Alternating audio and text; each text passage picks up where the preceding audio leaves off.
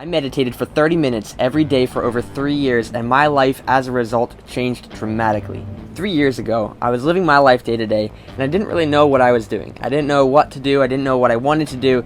I would just do whatever life threw at me that day. Until something interesting happened. One of my best friends, who was spending a year in Scotland, came home, and he didn't have a place to stay, and so I said, "Hey man, you can just stay with my family." And so he moved in with us, and then after a couple of days of living with us, he turned to me and he goes, "Hey bro, do you even pray?" Of course I pray. You know, like, what kind of a question is that? Are you calling me a bad person? I thought about it. I go back to him and I said, "You know what?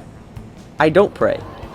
I wasn't comfortable with my own thoughts enough to just be silent. And he said, "Just take 30 minutes every day and spend time with God. Let God be the object of your attention." But before I go any further, I want to address the obvious elephant in the room.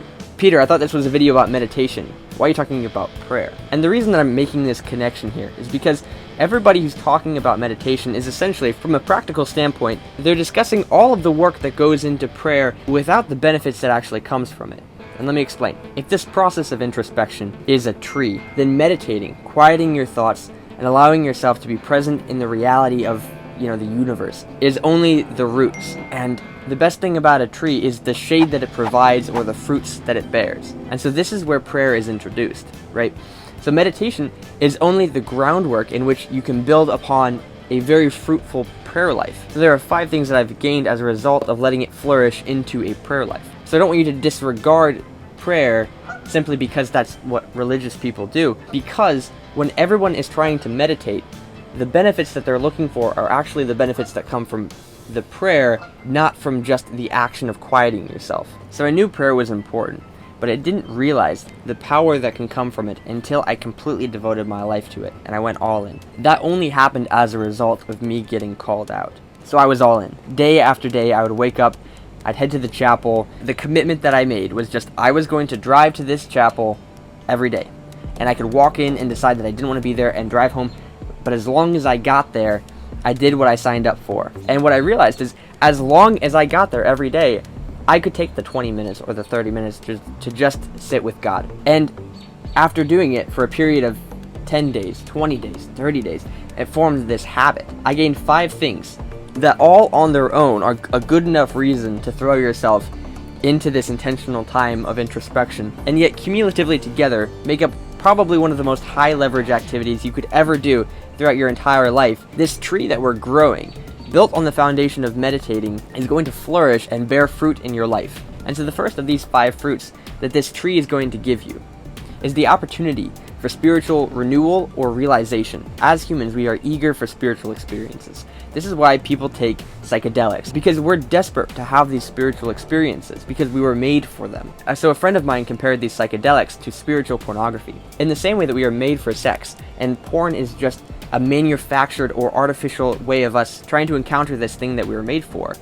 We are also made for spiritual relationship with God, and the way that we try to control this through a drug is just a very human way of trying to take a shortcut and not do the difficult thing, which is to show up to prayer every day and to tear down your own walls, to soften your heart, to be malleable, to be formed to be the person that you were made to be. The second is probably the most practical thing that you can get from prayer. And this is a really interesting point, because I think that I've experienced this very, very consistently in my life, which is as soon as I took the time to quiet my own brain, for some reason, I get like these brilliant ideas that come to me all the time.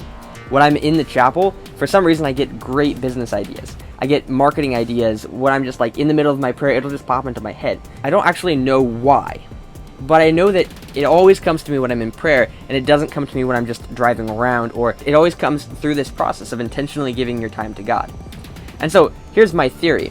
It's that when we allow ourselves to be connected with God in this very intimate way through prayer, He actually is using us as a channel for His infinite creativity to give us these great ideas. The third fruit that this tree will bear is having a direct line to the most powerful person in the entire universe. I think this is underrated because we don't actually realize that the creator of the universe hears our prayer. And when you think of it in the context of when you go to pray, that you're standing in the throne room of God, standing before like the king of the universe, and He's waiting for you to make a request. And if you are a baptized Christian, you are a son or daughter of the king, and this king is a good father, and he wants to give his children gifts.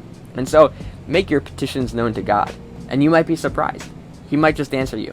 There's a super interesting thing that I've realized, that I ask God for like really little things, and he always gives them to me. When I'm walking around the streets of Barcelona, and I've been traveling for 2 months, and my fingers are just like aching, I want to play a piano.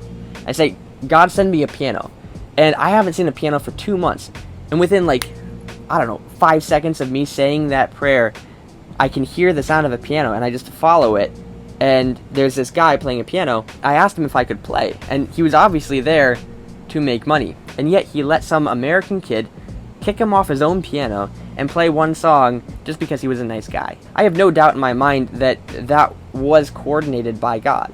Now, the fourth fruit that this tree will give you is a little bit more theoretical than anything else.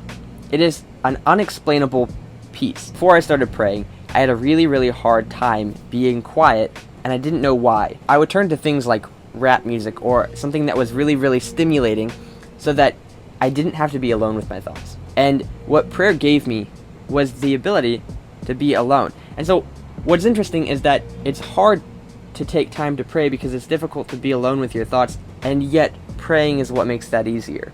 Praying is what gives you the peace to be alone and to be comfortable with the silence. In that silence is where all of these gifts come from. A man by the name of Blaise Pascal has this quote that says, "All of men's problems stems from his inability to sit in a room alone in silence."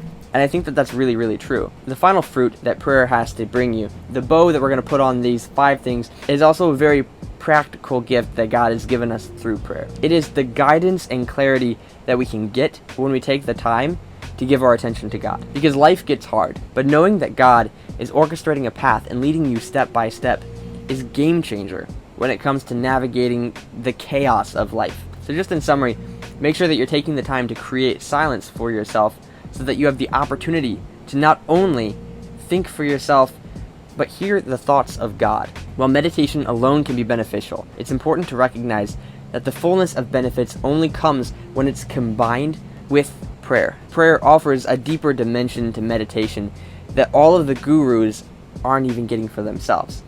They aren't getting these spiritual awakenings through meditation because they only care about hearing their own thoughts. But when you quiet your thoughts and then are open to hearing that of God, I think you will be blown away by what you are given in return. So give God your attention, not only because of what you can gain, but because He's worthy of it. And you might find, after a period of time, that your life is going to look completely different, that you have peace in your life, that you're comfortable with being alone in your thoughts. Just as the roots and the branches work together to create a healthy and flourishing tree through the nourishment of the ground and the sun, combining meditation and prayer allows us to reach the fullness of the benefits that come from taking this time alone. Meditation quiets us and grounds us because it allows us to be calm, while prayer uplifts us through our connection to God. And this process working together creates a holistic and transformative process that you will only know the benefits of when you give yourself completely to it. So don't sleep on prayer. Literally. Pray before you go to bed. And I think you'll find it gives much more to your life than it will ever take from you. Thanks for watching today's video. My channel is dedicated to the principles and philosophies that I'm learning as I'm trying to grow my business. If you're interested in more of these types of videos, leave a comment down below if you want some more practical steps on how I pray. And feel free to subscribe and follow along, or if you just haven't seen enough videos yet, you can check out some of my other videos here. Take care.